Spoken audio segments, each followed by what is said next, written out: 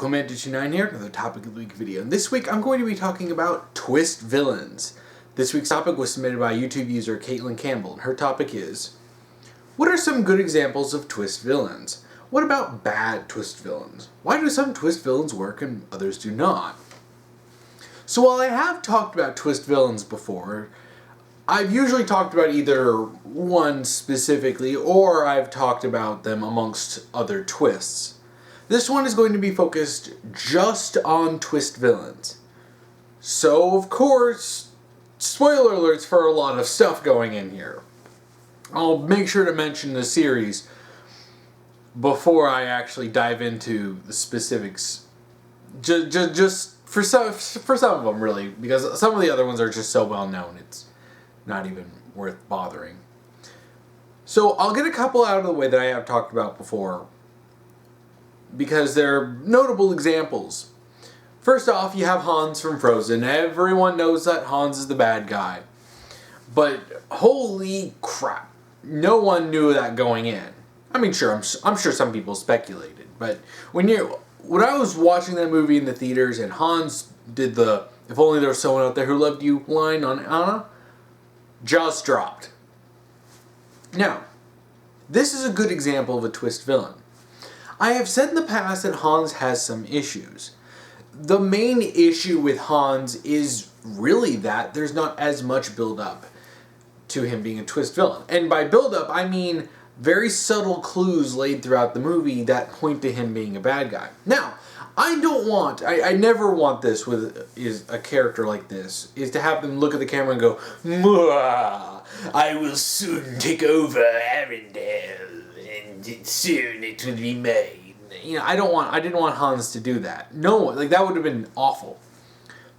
But there aren't enough examples of subtle things throughout the movie that you would see, that you would have to like watch a second time, knowing that Hans is the bad guy. That would really make this, that would really just make this amazing. I mean, you have a few small things, such as the fact that when he's in charge of Arendelle, he starts getting like really aggressive, and like Hans like starts showing off a kind of a meaner side. Seems really odd for him. And then there's the part where in the ice castle when he's, when the guy has the crossbow pointed at Elsa, and Hans, if you notice this, Hans looks up at the chandelier and then pushes the guy's crossbow up to hit the chandelier so that it would fall on Elsa. Very small things, but it's really not enough. However, the Hans twist is executed well enough and adds enough to the story that really makes it interesting that I honestly think it's a net positive. Now, why Hans worked, I'll go into this. I don't know if I've really talked about this as much, but oftentimes with twist villains, you'll have a red herring villain. A character who seems like they're going to be the villain, but it's just a red herring. It's just there to distract you from the real, villain. This was in Frozen. This was the Duke of Weselton. He comes in. You would think that this guy, this scrawny, mean-looking guy who's very clear that he wants to use Arendelle for its goods, and he's very willing to kill Elsa. You would think, of course this guy's the bad guy. This is like a Disney movie, of course. And while he is an antagonist, most certainly, he is not the antagonist. He's not the primary one. And honestly, he actually does enough to set things up and cause conflicts that you would not be faulted for thinking he was the antagonist and he was going to stay the antagonist. It's just when Hans reveals himself, then that's when you go, oh, he's the villain. And that's actually something that does help a lot of times, is when you have a proper distraction. Now, you can't have the distraction be to consume too much of the story, simply because at that point, why would you even have a twist? But it is good to have this distraction just because it really helps. Because you're not expecting there to be a different villain. In a simple story, you would expect a simple villain. That's why it worked in Frozen. Now, another good example is one I've talked about before, and one I'm not going to be spending too much time on, I want to get this out of the way, is Adachi from Persona 4. I don't even feel sorry saying that, because literally the fact that Adachi is the villain has been a meme for like a decade. So I knew, like, the first thing I heard about Persona was Adachi was the villain. Literally, before I even knew the Persona or Shin Megami Tensei even existed, I knew Adachi was the villain. It's just that much of a meme. It's a late arrival spoiler. This is Vader is Luke's father kind of levels of, late arrival spoilers. Because at this point, yeah, everyone already knows. But Adachi works because, again, you have a proper distraction with Nagatame. But really, what makes Adachi work is that he's a character you do not expect to be the villain. And even when you know, because I got into Persona by watching the Persona 4 anime. And when I was watching it, I would forget over and over again that Adachi is the villain and have to remind myself, yeah, Adachi is the villain. Because he does such a good job portraying this, I'm just a dorky little police officer, nothing weird with me, I'm just kind of a derp. Like, nothing really that comes off, but everything is set up with, there are clues. But you don't, until you know the full context of the story, you don't know. All of this really does point to Adachi. And then when he actually reveals himself and you actually find out the full context behind the string of murders and how this started, it all makes sense. Adachi also works because he's actually such a great foil for you, the main character. Because, in a lot of ways you can understand how if you have a character like you or Adachi who get put in this situation where they're away from where they normally live, they don't have friends, but both of them go in radically different directions, because where Adachi sat and stewed with his anger about being in Inaba and about not having really any friends, about being dissatisfied with where he is, you made friends. He interacted with people. He had a whole group of friends by the end of the story. A group of very close friends. He had his family with Dojima, Nanako. He had, even Adachi in a lot of ways was a friend. But Adachi did not appreciate this. He did not appreciate the kindness of Dojima. He didn't appreciate interacting with all these people because he was so focused on his own anger that it led him to be this nihilistic dickwad, where you actually did things to improve himself, improve his life. He made these friends. He did stuff. Something happens, like these murders happen, that you worked to try to figure this out. Adachi? He didn't try to do anything. He let all of the potential he had flush down the toilet. And even when he was, upset at what he was, where he is in his life, he just, instead of doing something that would really, really actually make things better, he just became bitter. And it led him to become a twisted and violent person. Now, I've talked about Adachi a lot, so I'm not going to be spending too much time on this. So now, I'd like to talk about some stuff that is, let's talk about a little bit about examples. I'm going to be going a little bit back and forth between some of these examples to talk about them. So, I've talked about Akechi in Persona 5 as being a bad example of a twist villain. So I, again, won't be spending too much time on this. I didn't want to talk about them because I feel like this is relevant. But, whoo boy. Akechi is terrible because it's so obvious that he's the villain. This is one of the key traits of a bad twist villain. It's so in-your-face obvious, but then the story will treat it as if this is a reveal. As if this is something that no one notices. And that's a problem. Akechi, from his first actual proper introduction, not his first scene, but when you first see him at the TV station, red flags all over the place. He hears Morgana and understands what he's saying, Okay, which means he obviously has been to the metaverse. And it's so obvious when they drop it with that pancake line. It's like, okay, yes, but Morgana was the only one to say anything about pancakes. It's not hard to figure out. And the fact that he's so violently hateful of the Phantom Thieves, to an absurd degree. Like, it's so completely unnecessary how much he hates the Phantom Thieves. That makes you wonder, why?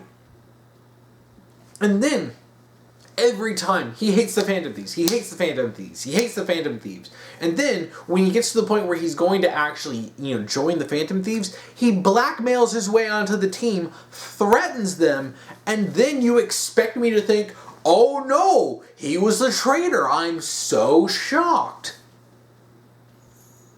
That's not how this works.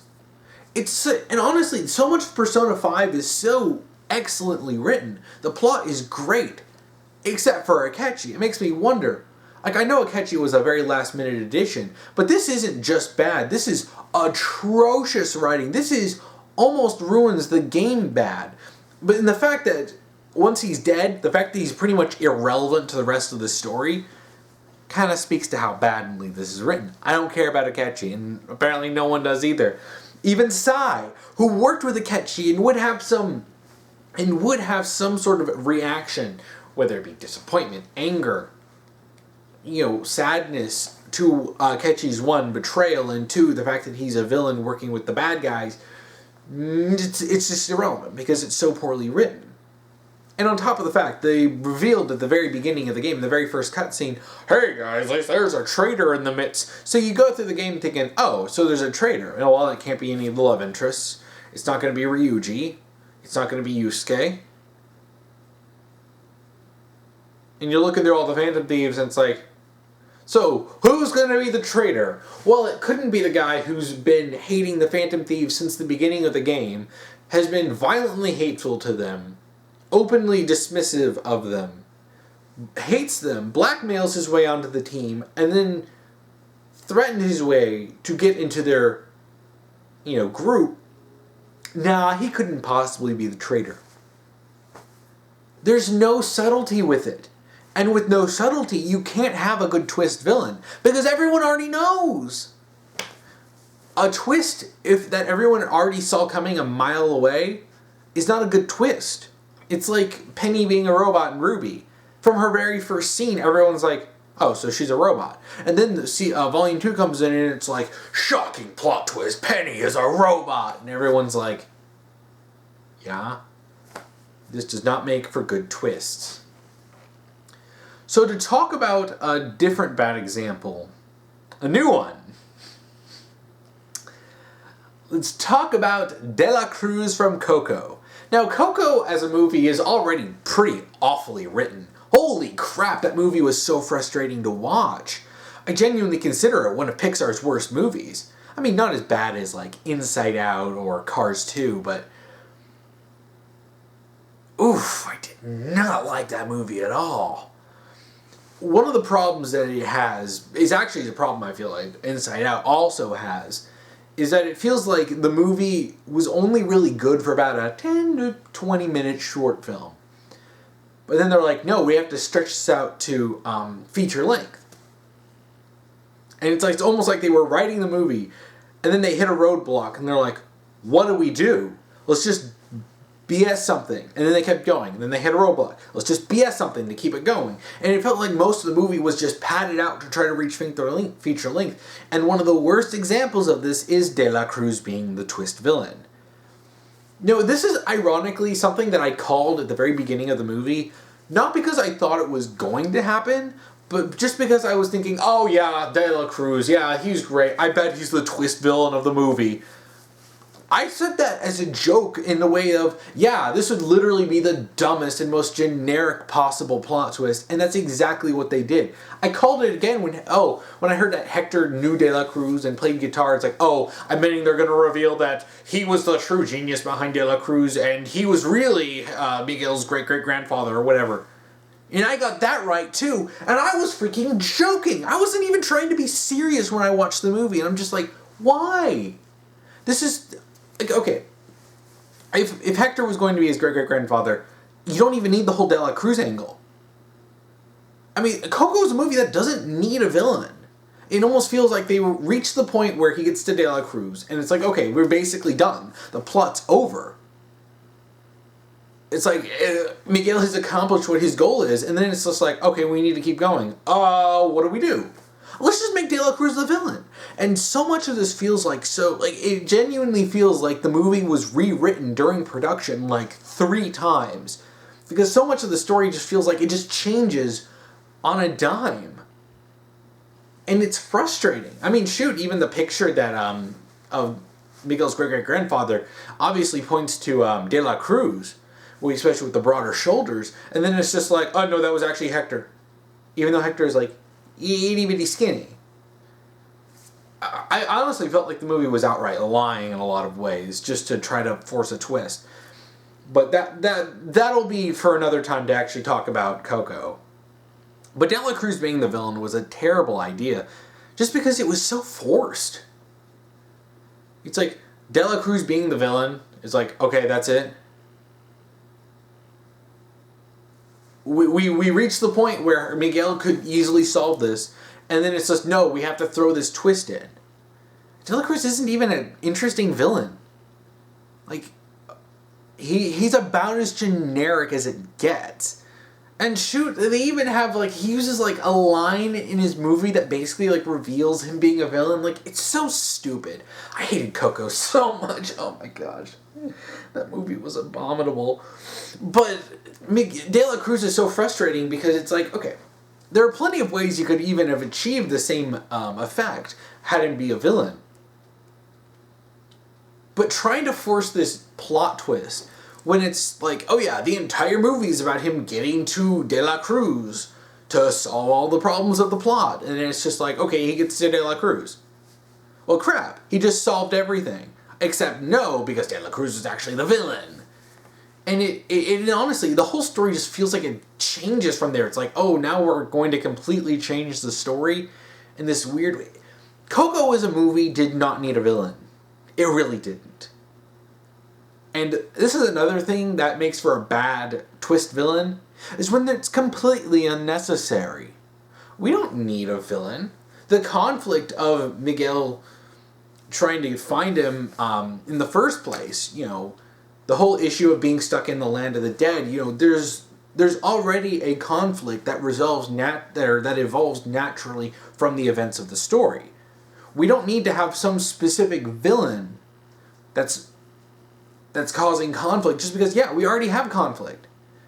And this is kind of one of those things where, yeah, I mean, honestly, if you wanted to have the story be feature length, then you need to go back to the drawing board and restructure the movie in a way that actually feels like it deserves to be feature length, and not something like this, which it feels like it should have been maybe 15 to 20 minutes. I mean, there's another topic video I'm going to do at some point about De La Cruz. So I really can't wait to get around to that, because that one is going to be interesting. But yes, De La Cruz is a terrible villain, and a frankly rather disappointing movie, especially because I heard so many good things about Coco, and it was just awful. Let's talk about another good twist villain. Let's talk about Rourke in Atlantis: The Lost Empire. I know. Spoiler alerts for Atlantis: The Lost Empire. But when you're watching Atlantis: The Lost Empire, this is a movie that really doesn't have a villain. And, you know, everyone goes and they fight and they get their way and they lose the ship and they're getting on their way to Atlantis. And, you know, then they get to Atlantis and you find out more about stuff that was going on with Milo and Kita. You find out a little bit more about the history of Atlantis, yada, yada, yada. And then, plot twist. Rourke, the guy who's leading this expedition, is the bad guy. Helga, she's a bad guy. And the rest of the crew, they're bad too. This is the part, like, more so than Rourke. Because Rourke, you could feasibly look at this guy and go, yeah, you're probably going to be an antagonist at some point. But all of the rest of the characters, the really likable characters of the crew, Mole, Candy. You had all of these other fun characters that we learn about, and they seem like they're just the good old fun-loving team. And they pull guns on Milo, and you're like, what? Honestly, when you take it, and honestly, their motivations do make sense. You understand why they're doing it. The simple motivation of money. And honestly, that's the part that's most shocking. Is honestly, this is a good twist, is when you take these characters who are not all, some of them can be a little morally gray, let's say, but, you know, they're not like evil people. But then you could understand why they would turn on Milo, because, well, they want that money.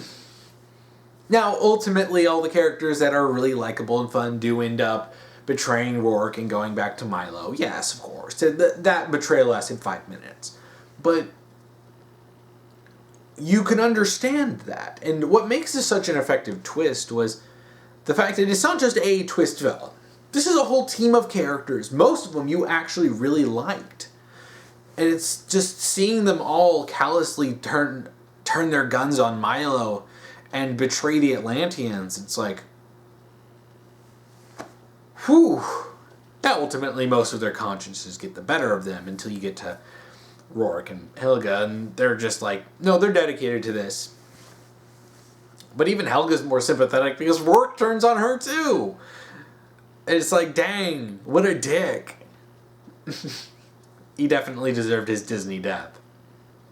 Yeah, but what I really like about this is the fact that there are a lot of times when you're seeing these characters, and there are too many times when writers are afraid to push things in a way that make it so that, yeah, characters that you do like might do something you really don't like. And sometimes you have to be willing to. I'm not saying you always have to do this. This is the thing. Sometimes you don't push, good characters to do bad things, but with other characters that you like and adore, sometimes they might do something you don't like. Like Zuko in Avatar: The Last Airbender. How many times did that boy do something screwy, even when you're like, no, Zuko, no! Especially at the end of Book 2, when he betrays everyone to side with Azula, and you're just like, no, all of your character development! And eventually he comes around, but... Yeah, but honestly, this is one of those things where I do applaud the writers for actually having the guts to go forward and say, yeah, these are characters that people like, and we're going to risk possibly alienating people because, well, it makes for an interesting story. And obviously they don't completely make them unlikable. That's the important part. Is Rourke, he's the bad guy. He's the one you're glad to see die. But the other is just like, no, we like them. We like the fact that they turned around and went back to side with Milo, because it was, well, as much as they might try to say that, oh, well, we're not really good guys, deep down, they've got a conscience. Oh boy. Another bad example. This one was actually brought up to me recently by when I was asking people in the Discord for ideas on this. Ward in Agents of S.H.I.E.L.D. He is a bad twist villain in so many ways.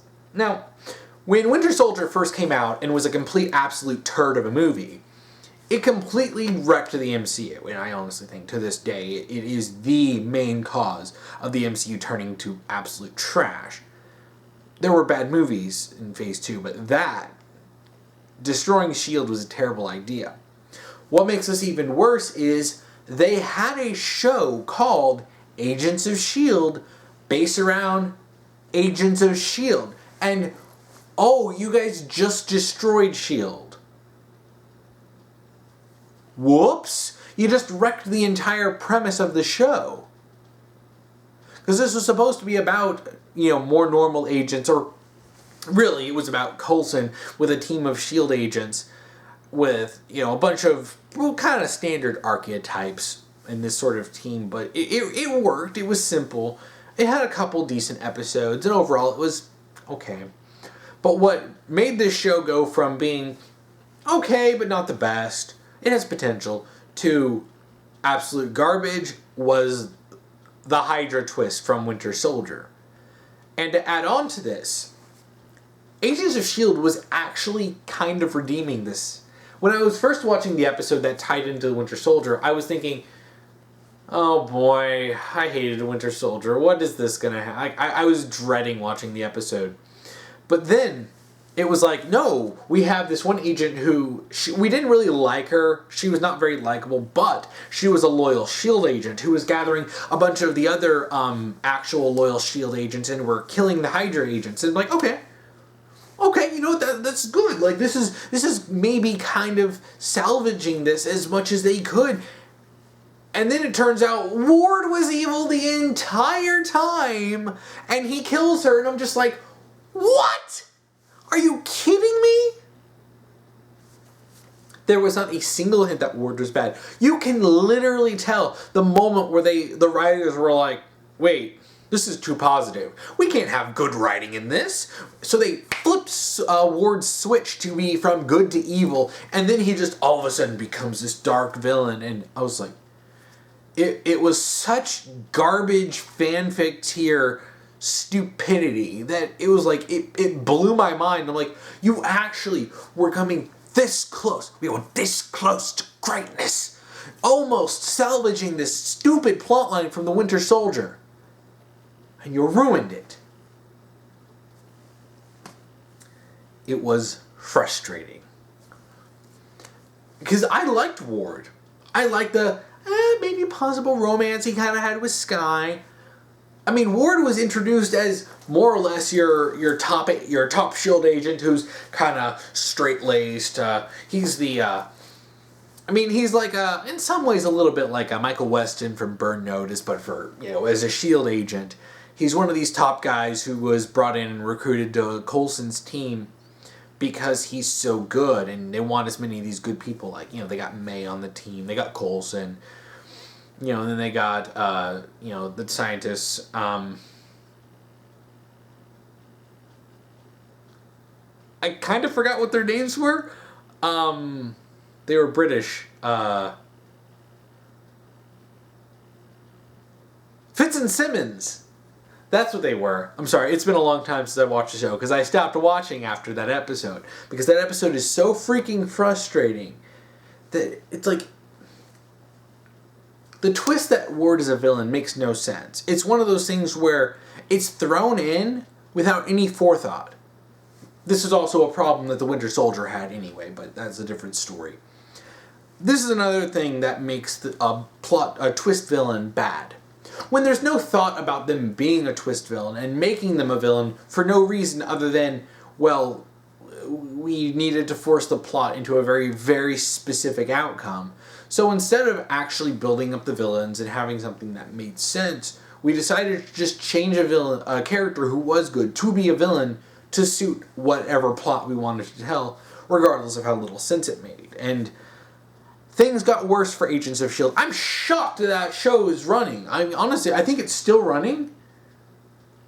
Last time I checked it was, because holy crap, like, you guys ran out of story like years ago. Why are you still going? But yeah, that was such a stupid twist. And it's like, that immediately told me I can never take this show seriously. Because if the writers can't keep any consistency at all, and they're just going to completely change the rules of the story and change the universe just to make any kind of plot happen, well, at that point, why are you even watching the show? What reason do I have to keep invested in this if there's nothing that would make any sense? If characters would just change because, we want them to, so we're just changing it. Any writer who's willing to do that and just change up a character or a storyline for literally no reason other than, well, we just decided to just change it for no reason and ruin it. Yeah, I don't trust those writers. They're not good writers. So let me roll this back to some good examples. And this one, I'm going to have to say, spoilers for Ace Attorney. And I'm sure people who have played the games know exactly who I'm talking about here. let's talk. So spoilers for Ace Attorney. Like, this is some of like really good stories that I do not want to spoil. Play the Ace Attorney games. Play all of them, including the investigation games. They're great. Okay, so moving on to spoilers. One of the most well-known villains in Ace Attorney, because of being a twist, is Matt Ungard from Justice for All. This was such a twist. Now, in Ace Attorney, obviously Phoenix defends his clients because they're innocent. I mean, that's the reason why he does what he does. He defends people who are innocent from getting wrongly persecuted. Or prosecuted. Wrongly sent to jail. Excuse me. So, obviously, you expect every single time you're presented a case, that his client is innocent. And Phoenix will check on that. What made this easier is in Justice for All, you're introduced to the Magatama, and the Magatama allows Phoenix to tell when someone is lying. So it's very easy to say, hey, are you the killer? And they say no, and I'm like, okay, nothing reacted, they're not lying. And even if there is a lie, trying to poke through and figure out the truth, you can find out of whether they actually are the killer or not. But with Matt Ungard, he gets asked, did you kill this other guy? No. Nothing went up. Okay, so he didn't do it. So Phoenix starts defending this guy, thinking he's innocent. Only as the pieces come together, you find out, wait a minute, this isn't as simple as it is. You have this weird guy who showed up in the hotel, but he was also Matt Ungard's butler? You're like, wait a minute. You have all these pieces that aren't matching up, and then you confront Matt Ungard, and the reveal, he is behind it. He's not the killer, because guess what? He hired someone to do it. He hired an assassin. So when he was asked if he killed someone, he's not lying when he said no.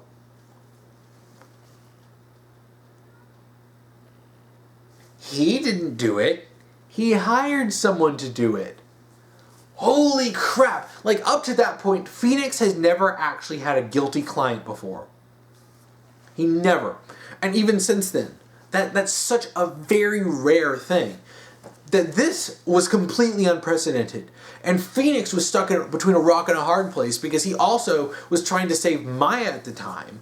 Because if he actually goes with his conscience and turns Matt Ungard in, allowing him to be revealed as guilty, then Maya will die. It's this super intense part of the story where you actually are presented with the option to expose Matt Ungard as a villain or defend him and kill Maya. Or you expose him and Maya dies, or you defend him and Maya will live, but then you let this psychopath go. It's so memorable. There's a reason why, like, Matt Ungard, I don't say he makes, Justice for All, because there's a lot of great things about Justice for All, but in terms of the plot, in terms of how this last case all plays out, Matt Ungard, the reveal that he's the villain, so someone who Phoenix was defending, someone you absolutely believed was innocent, turns out to be a psychopath who planned this murder out. And of course, it's far more complicated than that, because this is Ace Attorney. Nothing is simple. So, but it's such a mind-blowing twist, and it all makes sense. Once you gather all the pieces of the puzzle and you look at it, all of it makes sense. All of the clues you had before, how everything lines up, and knowing that Matt Ungard is at least the mastermind and understanding how Shelley the Killer fits into everything as the assassin, it's like it all makes sense. This is another point about plot twist villains that is good. They have to make sense. Even something that might seem sudden, as long as you have as long as it does make sense when you think about it, that's important. Even Hans in Frozen, while it may seem random at the time, when you really think about it, it does make sense. He does have a possible motivation. Him being like 13th in line for the throne, meaning he would never have a chance in hell of becoming king of the Southern Isles. Well, worming his way to the throne in a foreign country, well, that's a different story now, isn't it? And that makes sense. That's a sensible motivation. These things do make sense when you think about it, even if there were a couple bumps in the road for Hans. But with Madeline Guard, this all makes sense. It's so sensible. And when everything is tied up in a bow at the end, it's just like, yeah, the way this all played out, it fits. There's nothing that makes me go, no, he shouldn't have been the villain. No, because it worked so well. Now another one in Ace Attorney. This one is just as shocking. Bobby Fulbright. Bobby Fulbright is introduced in Dual Destinies as the detective, which a lot of people were like, we want Gumshoe, we want Emma, but it's just like, okay, Bobby Fulbright, okay, he seems like a derpy cop who's our detective, who's earnest in doing his job. But when I first met him, I'm like, this guy is weird. I bet there's something darker going on here. And then as I played through the game, nothing happened. He was helpful. I'm like, okay, are you going to be a villain? And then it went through the entire game, and the worst he did was nothing worse than what Gumshoe has done in the past, of withholding information because he's been ordered to. So it's like, okay, like, I got to the end of the game, and I'm just like, all right, I guess there's nothing weird going on with him. Like, I was thoroughly convinced at that point. Like, even as I was going through the end of the game, I was thinking, maybe? But then I was like, okay, he hasn't done anything, literally nothing that seems out of place. Nothing that seems like he did anything bad. So I'm like, I guess he's just good. Then you get to the final part of the game. And you find out that he's the Phantom.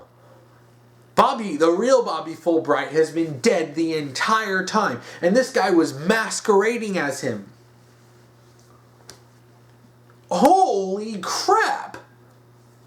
This guy who I was suspicious of, but then I trusted him. Then he turned out to actually be this guy who is so integral in the plot. And one of the villains, it's like, no, my gosh, I didn't see it coming. I mean, I saw all it coming, but then it convinced me. This is something that I love. Even if I was suspicious of him, this makes it great for twist villain. Even though I was suspicious of him, he convinced me. The writing of the story convinced me that he wasn't actually a bad guy. Only to then pull the rug out from under me. And that moment blew me away. It's one of the reasons why I love the story of Dual Destiny so much. So much of this. Oh, gosh.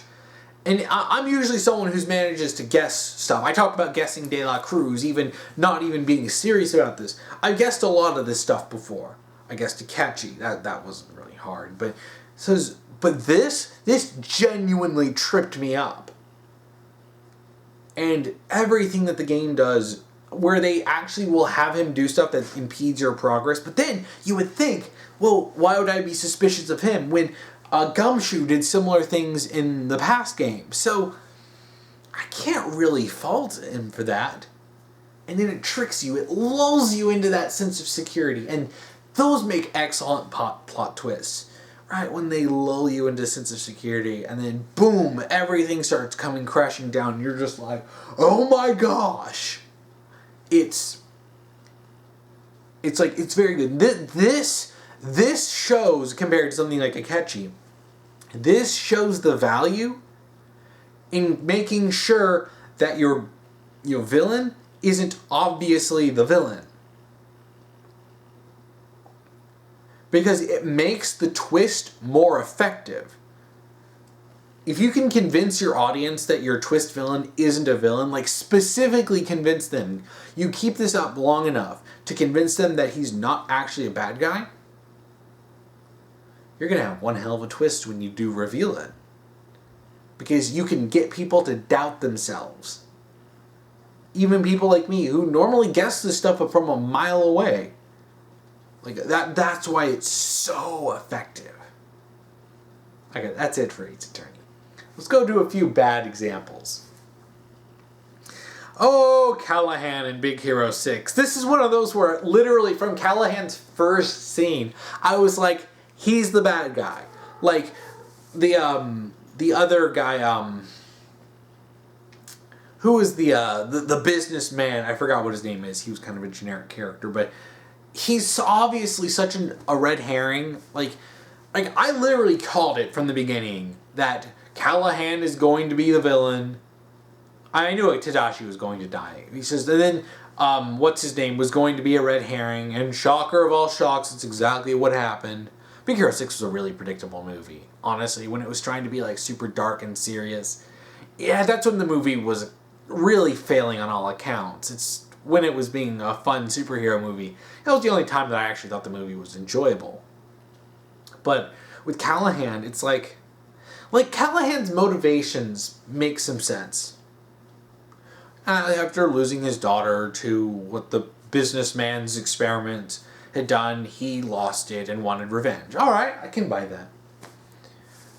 But, like, the way they handled Callahan was so poor. Like, Callahan was built up as this super kind... And the more they tried to make someone seem so pure and innocent and kind, the more I start going, so when are you going to reveal him to be the villain? This is overkill. And then at the end, he's completely heartless about Tadashi's death. I'm like, really? You couldn't even feel bad that he died trying to save you? Like, you couldn't even try to feel sad? It's like, now they switched him to full-on villain mode where he's this heartless villain. And it's just like, okay, yeah, you can't just say he goes from being this pure, kind, and loving person to all of a sudden this super dark and evil person. Like, it's sloppy. It's not very well handled. And honestly, one of the biggest parts about following these sorts of things, like, it felt like a paint-by-numbers storyline. This is one of the biggest problems with Big Hero 6, is it's very by-the-books, paint-by-numbers storyline. It just felt like they weren't really trying with it when it came to the serious aspects, because it almost felt like equation writing. It was character A and plot B with event C equals outcome D. And it very much felt like that to me. It felt like the writers weren't writing a story, more like they were just trying to plug in bits that they would say, oh, this will make people emotional, and oh, well then this will be the effective reveal of who the villain is. And I'm like, doesn't work. Callahan was just... It was a lame twist that I saw coming a mile away. And honestly, if they didn't treat it as such a twist, and honestly, it might have worked. But honestly, I think Big Hero 6 suffered mostly from the fact that it was trying to take itself way too seriously.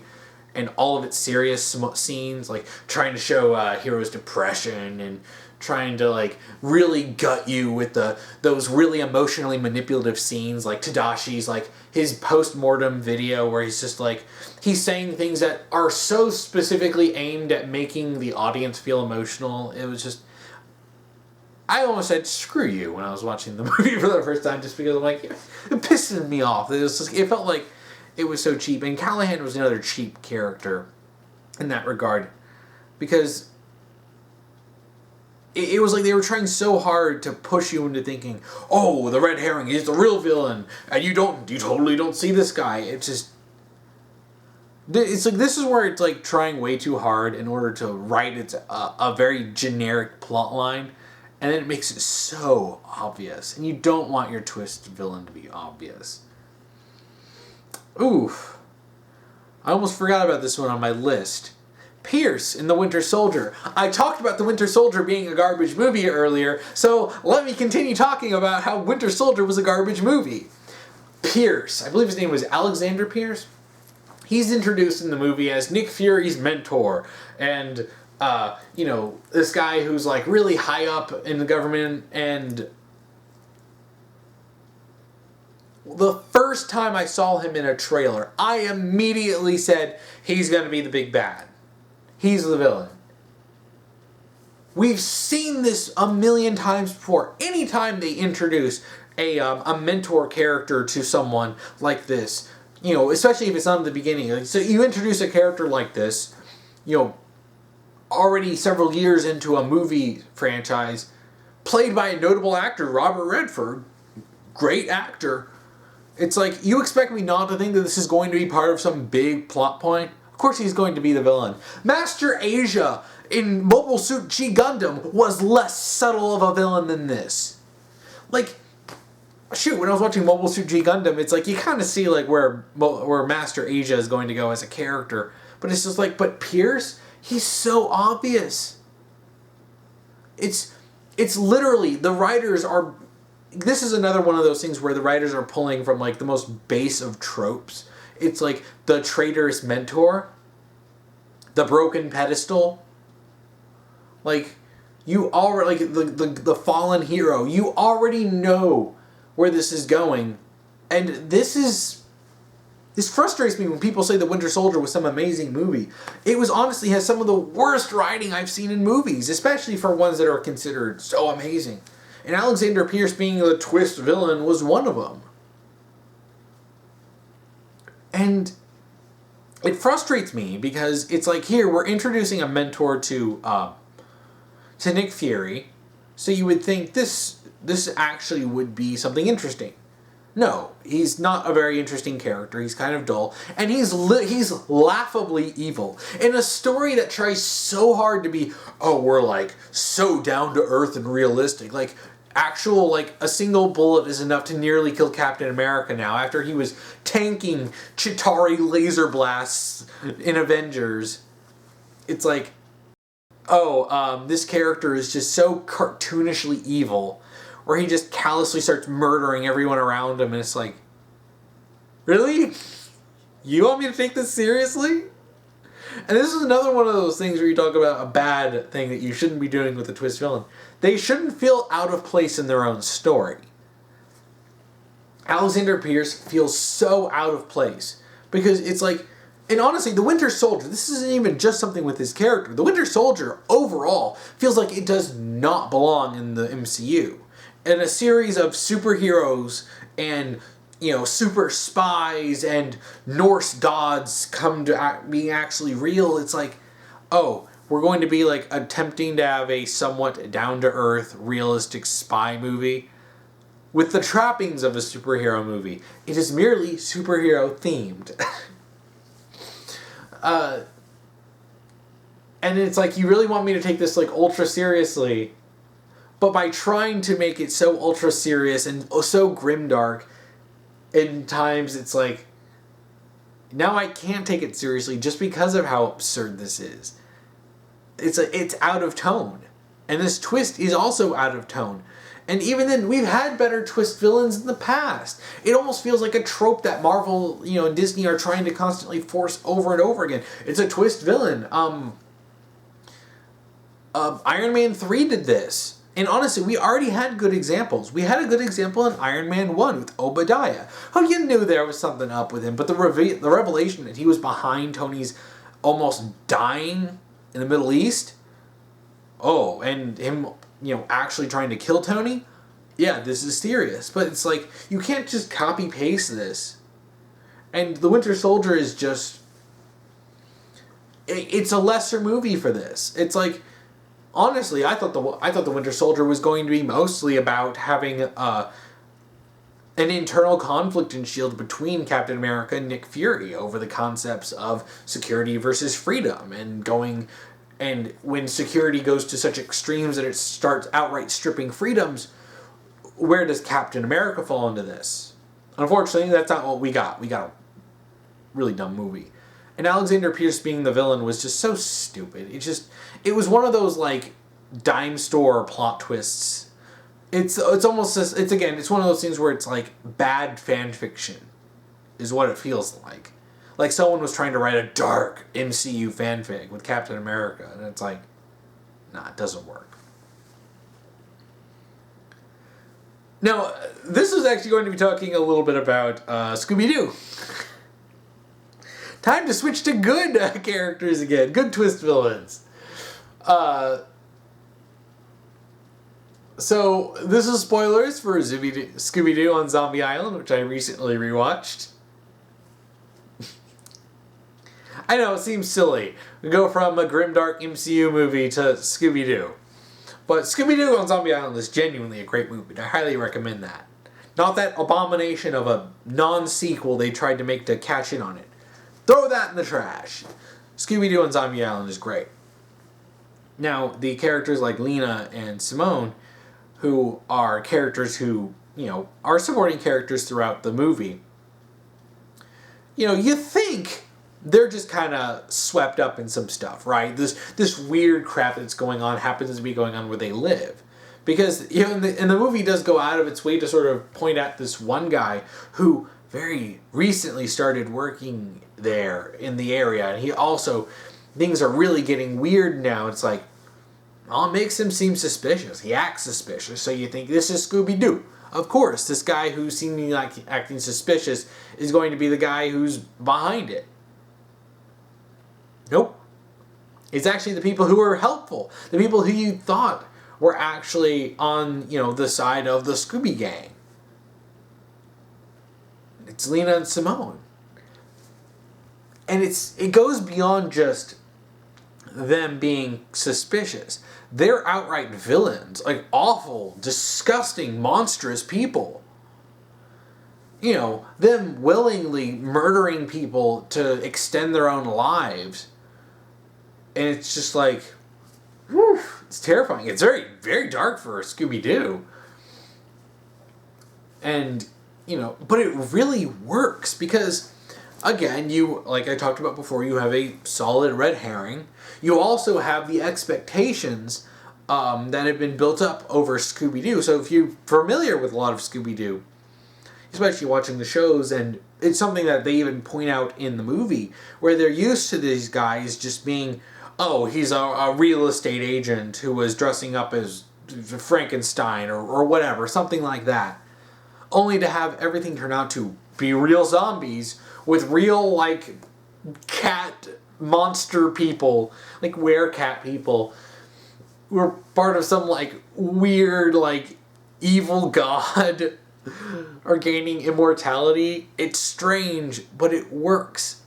This is subverting expectations in a right way. I mean, all of this really is, talking about the good examples, but this is very much, a way to subvert the expectations that have been established over the history of Scooby-Doo and do it in a way that's actually really satisfying. Understanding, what everything meant. Some of the clues that they saw before take an entirely different meaning.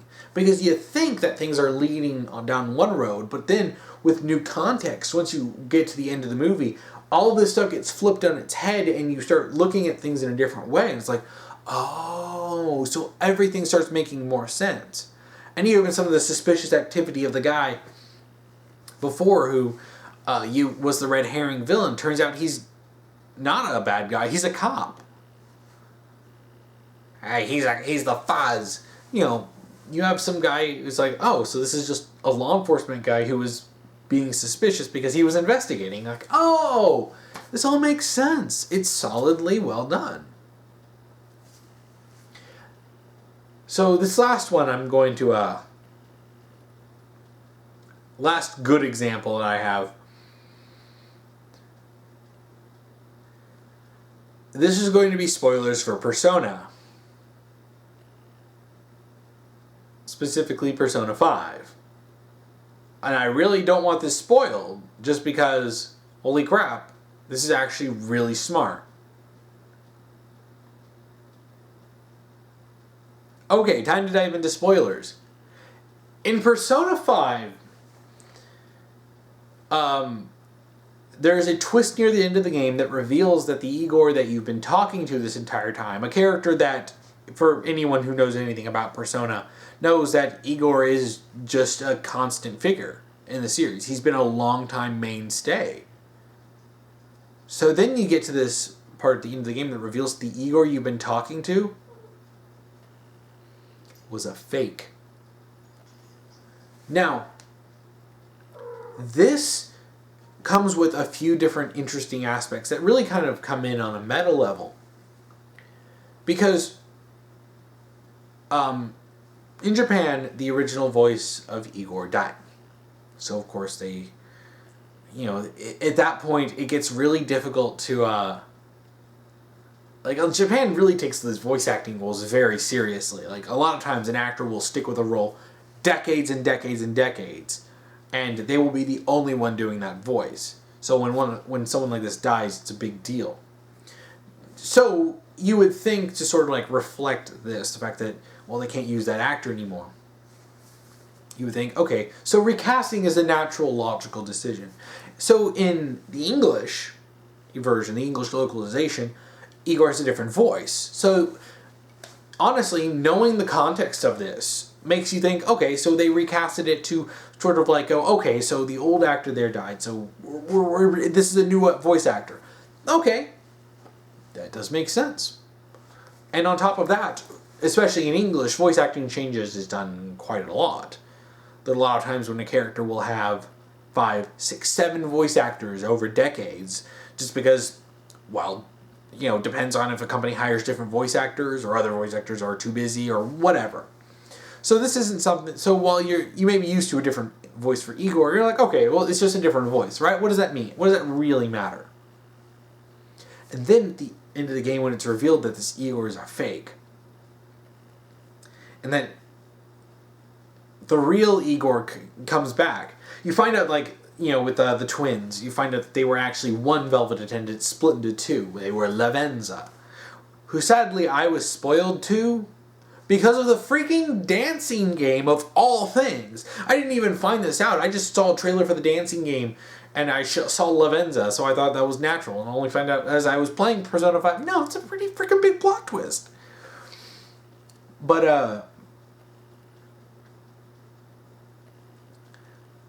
and you find out this Igor had been manipulating things behind the scenes and manipulating you, and it's like, whoa. And then when you have your actual Igor back, he has his old voice, and it's like, and I think in the Japanese they reused some clips of the old actor, and it's like, oh my gosh, this makes so much sense now. It's not, it plays on your expectations, even from a meta perspective, even from just knowing that voice actors will change. And this isn't something that really phases me all that much. But it's like, no, the fact that he had a different voice was because he was a different person. He was a different character. He was pretending to be Igor. And to have the old Igor come back with his original voice, that is so clever. That is so smart. I didn't even see, I had no clue that that was going to happen. Like Andrew can tell you, we were playing Persona 5 together. My jaw dropped when that happened. This is a twist that, it's, okay, forget Akechi. This twist makes up for that in a lot of ways. Because this is so clever, so smart, that it blows my expectations out of the water. It made so much sense that I was thinking, oh wow, the voice changed. Oh, it's a different voice actor, whatever.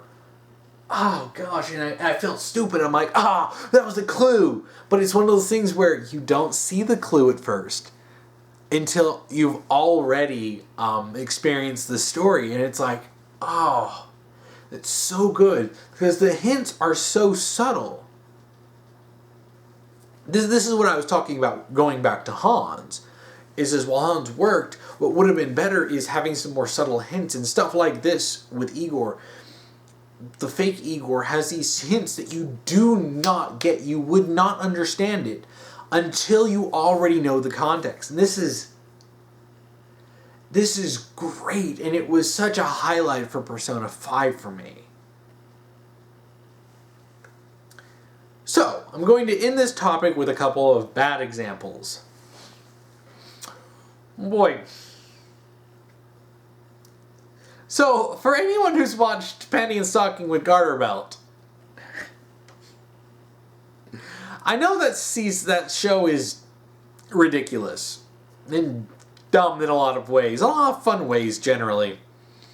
Also very crude and not one I talk about watching a lot. Also, the show had like a really bad amount of filler in like the second half of the show. That is actually a genuine flaw for the show. Like a lot of times, like if I would even if I recommended watching it, there were a lot of episodes I would just say just skip. It's stupid filler, and it really ruins the pacing. Anyway, at the very end of the show, in the literal last minute, it pulls this twist that Stalking was like actually a demon the entire time, and she like chops Stalking or Panty into a bunch of pieces, and it's like, ha, she was bad all along, and you're like, what? Now, I know there's going to be a lot of people who are saying, oh, this is just Gainax being Gainax. It's a Gainax ending, guys. It's not supposed to be serious. I'm like, okay, yeah, but why would you do this? Especially when how many years has it been and they won't do a season 2? There's never been a season 2 for the show, even though they teased it before. It's like, okay, so we're not getting any resolution. Why would you purposefully create this ridiculous plot twist at the end and really kind of ruin the show? A lot of people were pissed. Even more people were just outright confused. Like, this doesn't make any sense. It doesn't make any logical sense at all. It doesn't fit with the story. It doesn't fit with the narrative. It doesn't fit with the plot. It's like, okay, but how does this freaking work? Short answer, it doesn't. And this is one of those things where you can tell they were trying to be cheeky, like, ha ha, we did something completely stupid that doesn't make any sense. It's like, I'm sorry, but stuff like that I find to be extraordinarily immature and unprofessional from writers. It's like, look, there's a difference between in a comedy of doing something stupid for the sake of being funny, and then this. This is giving your audience a big middle finger, thinking you're being funny, and it's just like, no, you're just being obnoxious. This is like, that one person that you know where they're not funny at all, but they try to be. So they might end up doing something that's like actually mean-spirited and annoys the piss out of you. And they're like, ha ha, look at me, I'm funny. And you're like, no, you're not. That's what this is. So even though Panty and Stocking with Garter Belt is a ridiculous show, it was always ridiculous in a way that you could understand. Like, okay, yeah, there's a lot of ridiculously stupid stuff in it, but this is ridiculously stupid on a base storytelling level. Like, I can understand ridiculous things happening for the sake of a rule of funny, but this isn't funny, this isn't entertaining, this isn't even remotely close to being interesting. It's just dumb. And honestly, had they just ended it with, ha, we saved the world, and yay, and then, frankly, honestly, I think a lot of people would remember the show a lot more positively, to be honest. And in this, talk about one more example of a bad one. Talia in The Dark Knight Rises. Now, The Dark Knight Rises is a movie that I hate with a fiery passion. As a Batman fan, it pisses me off so much. As someone who cares about movies, it pisses me off so much. It's not even like, you could at least say that there were some decent things about The Dark Knight. It's still overrated as all hell, and Batman Begins is better. But The Dark Knight Rises is just a bad movie. Front to back, terrible writing, terrible characterization, completely out of character nonsense, Mary Sue garbage with Joseph Gordon-Levitt's character, complete nonsensically stupid decisions left and right for the sake of a stupid plot. One of these things is the character of Talia. Now, Talia is a twist villain in the movie. And anyone who knows anything about Talia al Ghul understands, okay, like, she's in love with Batman. Oftentimes the conflict arises in between her loyalty to her father or her love for Bruce. She calls him my beloved, and actually, even if she is a villain, she doesn't actually do anything, she doesn't do anything specifically to hurt Bruce. Like, not to be malicious towards him. She doesn't do that. She cares about him. is something that makes her interesting. So a lot of bad portrayals will have her just be evil for no reason. That's not how you rank Talia. So Talia coming in is revenge for what happened to her father in the first Batman Begins, or in Batman Begins, the first movie of the trilogy. Okay, I can understand that. But the way she slots into the movie is so freaking stupid, because they treat the fact that she's Talia as like a twist, and it's like, and then she tries to just outright kill Bruce and be evil, and it's just like, really? Really, you're going to take a character who's known for loving Bruce and Batman and just having her be a blatantly evil person for just generically evil? It's so stupid. It's and this is a problem with a lot of Dark Knight Rises. It's like, why would you take a character that and just twist them into being something they're completely not? Like, they did this with Bane, and it's like, okay, at first it seemed like Bane was going to be an intelligent villain, only to have it turn out to be like, oh no, he was just a lackey for Talia. Oh, thanks. You waste everything else that was going on, it's like, might as well waste this. And it's frustrating, because like many of the things in The Dark Knight Rises, it's like, it's just stupid and pointless. This is another reason when I talk about, a story not needing a twist villain. It's like, this story did not need a twist villain.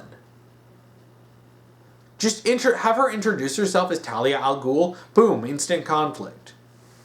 And like, I was kind of expecting her to like fight Bruce, but then kind of fall in love with him and come to respect him.